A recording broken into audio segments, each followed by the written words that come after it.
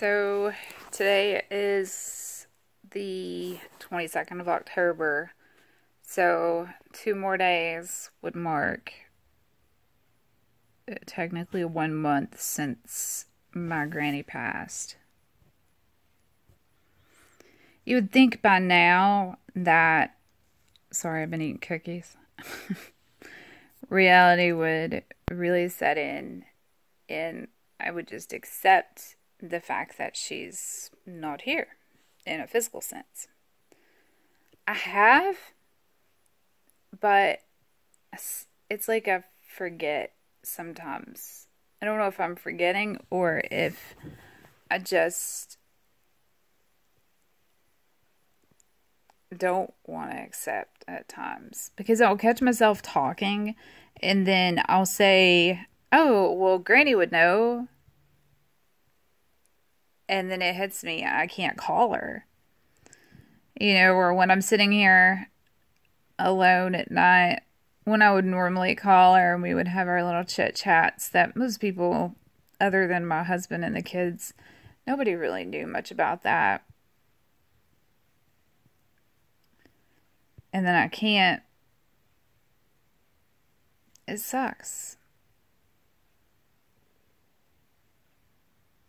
And I catch myself kind of isolating myself from pretty much anybody except for the people in this house. I know it's probably not healthy and I really need to get in to talk to my psychiatrist, but right now it's just really hard because I have so much going on with this being competition month for Caitlin. And Aiden's been sick.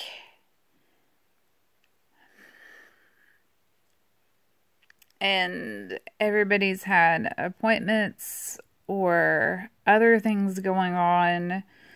Commitments to band. Which, I'm not in band, so that doesn't affect me. But I still have to be there to get rides. And then just regular doctor's appointments that I have to attend to every single month to make sure that my medications are fine and my levels are fine. It's hard and I don't have time. And even if I call them, I'm just going to be put on a list to be called in when there's an opening before my appointment, if one comes available. People don't understand that I'm with psychiatrist that I literally waited about 8 months to get in to see. I was seeing another psychiatrist before that and was on a waiting list in case of a cancellation for a new patient appointment to be called in. Other than that, it was going to be 8 months. But I knew that it was the right choice. So he's a very good doctor, and I love that. But also, these are the things that I deal with, having a doctor as amazing as he is. He would talk to me on the phone, but this is something that I'm going to have to figure out how to get past it and really deal with it. And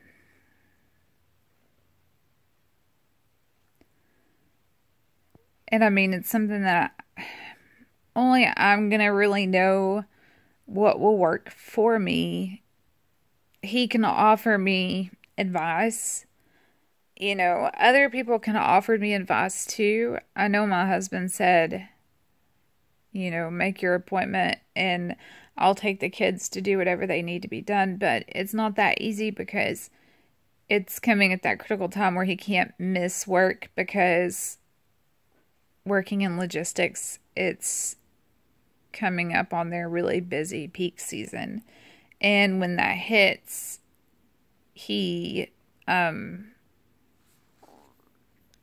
not gonna be allowed to miss. So, and even, it's not just as easy as calling to make the appointment. I have an appointment scheduled, not till January. So I would just be on a waiting list for a cancellation. And so then I would just be at the whim of when they called if I could go in or not. Also need to reschedule a dentist appointment for myself and Aiden.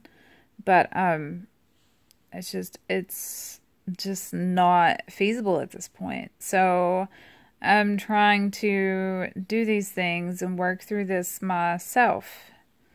And in the meantime, I guess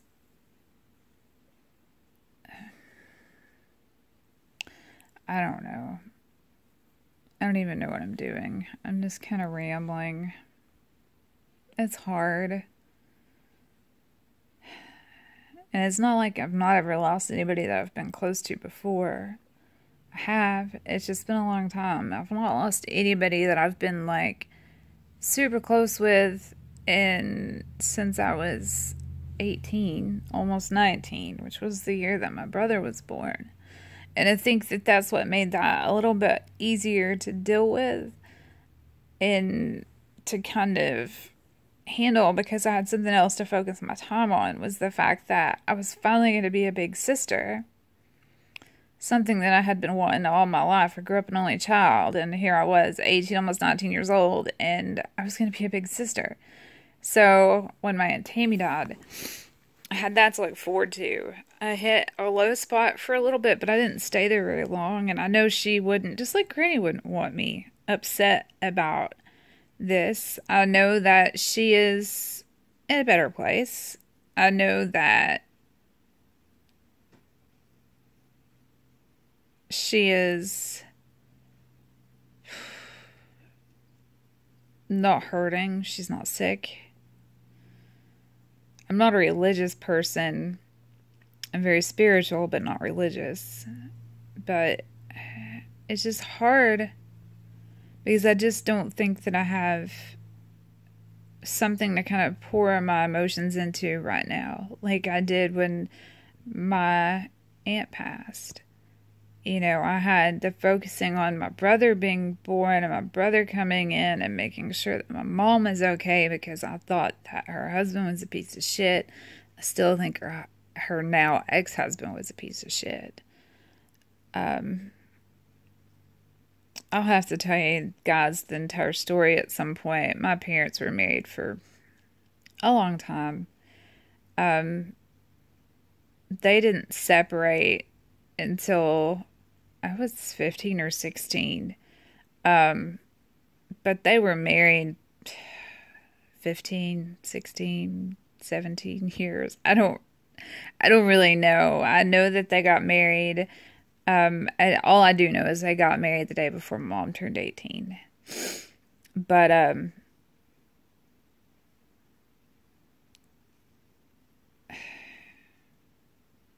it's just hard.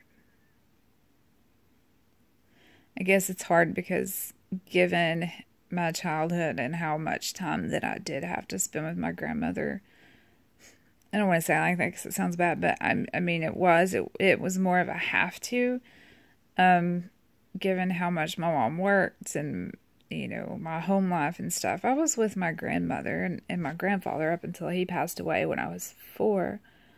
I was with her a lot. And, we had a bond. We had a bond that a lot of people couldn't understand or didn't realize how closely we were connected. And then as I got older, there's a lot of people that don't realize how often we actually spoke. But it's hard. I miss her a lot. I don't look forward to Christmas.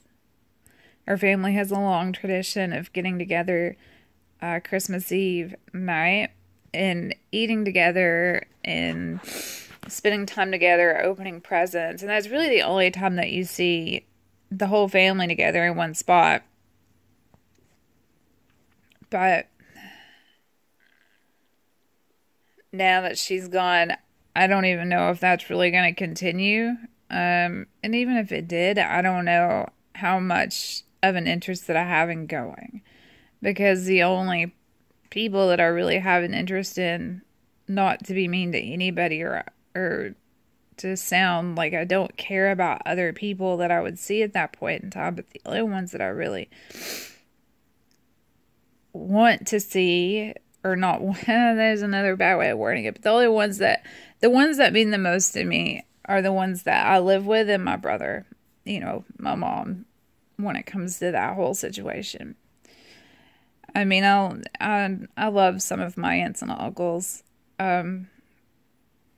I don't feel connected to them as I did when I was a kid, but through all this, I feel like there's more of a connection to some people that I kind of lost connections with. But yeah, it's just not going to be the same. I know that I don't have that to look forward to on Christmas Eve night anymore. And I usually only went to see her anyway. For my kids to see her, spend time with her. In the couple of years that I didn't actually go when the whole family was there, I snuck in when most of them was gone and sat with Granny and let her show me everything that she got. Just a lot of things. It's not that my family is bad, it's that I don't get along with certain people, and some of it isn't directly anybody's fault. Some of it is brought on by others. And I'm just at a point in my life where I don't really want to stress myself about trying to rekindle anything, because it's not like it matters. It's not like I'll be seeing them or developing any kind of relationship where we're going to spend a ton of time together. So I've got other places to really focus my energy. And I know that that probably sounds mean, but it isn't meant that way. I've just got to do something to focus my energy somewhere and to figure out what kind of a tradition I want to start this year for the holidays. Since she's gone, I want to start doing a tradition with my family, even if it's something simple, as giving them a gift to open that's got pajamas and a movie, or in this house, pajamas and a pillow, or a stuffed animal and a movie, or pajamas and a little blanket and a movie. Not like any kind of huge bed-size blanket, but like one you use to cover your feet and legs up on the couch. But I don't know. I don't know what my mom's gonna do with my brother now. I don't know if she's gonna start trying to, spend the holiday with him and his dad, and invite us to and cook. If that's the case, I can't be around him. I would want to put my feelings aside to be with my mom and my brother, but he's done so much damage that I can't. And if I ever went into it, I'm sure most of you all would understand. Some of it, the book that I've been working on forever, once it comes out, if you read it, you'll understand. I'm hoping to be able to make it available in a downloadable file and a paperback version, because I am going to self-publish. If I can, I'm going to make it available through Amazon, hopefully through Apple or iTunes, I guess.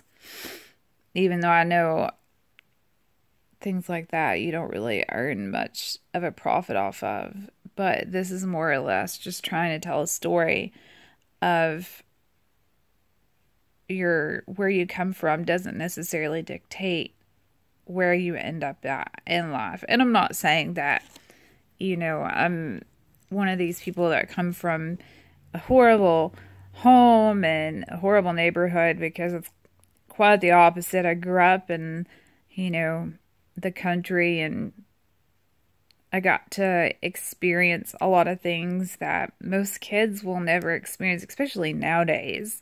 And I try to give those experiences to my children, which is why I like to be outside so much and why I like to go camping so much. But,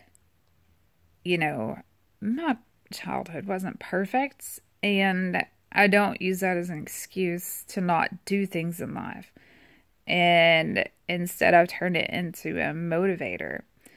And so that's what that's about. But you'll learn a lot about what I'm talking about and why I have issues with my mom's ex-husband, and why my grandmother's so special to me.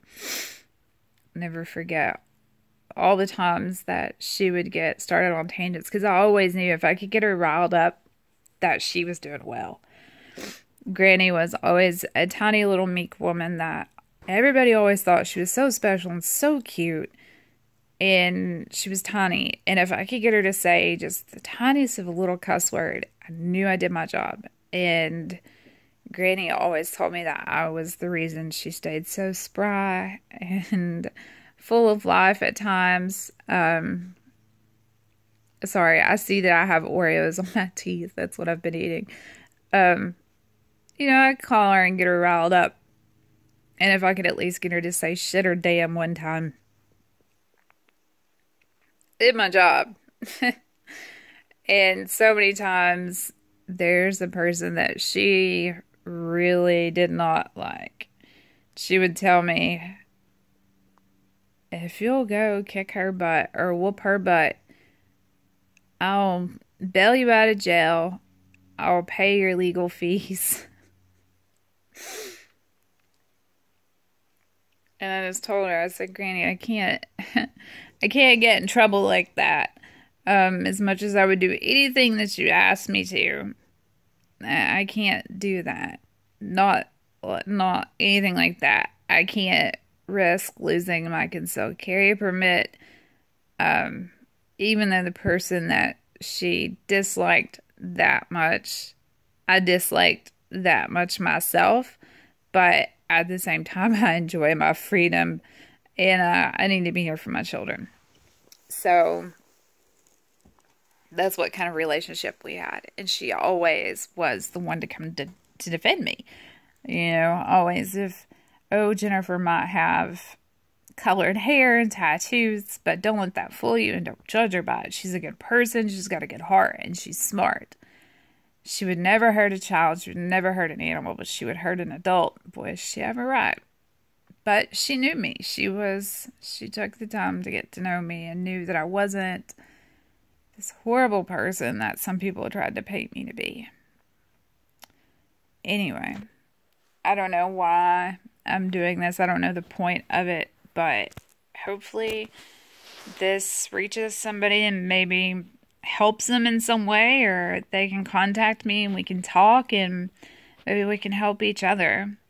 I do want to tell you guys that I find it a little funny that I've got a couple of my grieving blogs have been demonetized, and I have no understanding as to why they don't violate any of YouTube's standards. So, not that I want to make money off my grandmother's death, but this is one of the ways that we raise the money that we need to go back in to pay for my daughter's band camp fees, or not band camp fees, but band fees, because it cost us altogether, it's $500 a year, plus with the beginning year of shoes and other things that we needed, that was an extra $140. That part won't be as expensive next year, and I'm hoping the other fees come down just a tad since we're getting a grant, or not really a grant, but some money donated. But just in case not, I want to get all of that paid off, and then I want to have a surplus so it's not so hard on us next year. So just know that by watching my channel, being subscribed to my channel, sharing my channel, getting other viewers here, helps my daughter to stay in band and to keep pursuing music. That is a good focus for a teenager. I know that as long as I was involved in band, I was a good student, I was a good person, I wasn't in trouble. It was the moment that I let other people talk me into leaving that part of my life behind that I really started making poor decisions. Now, that was all my fault. I was the one that let these people lead me to make that decision, and I accept full responsibility for that. But, yeah, bye.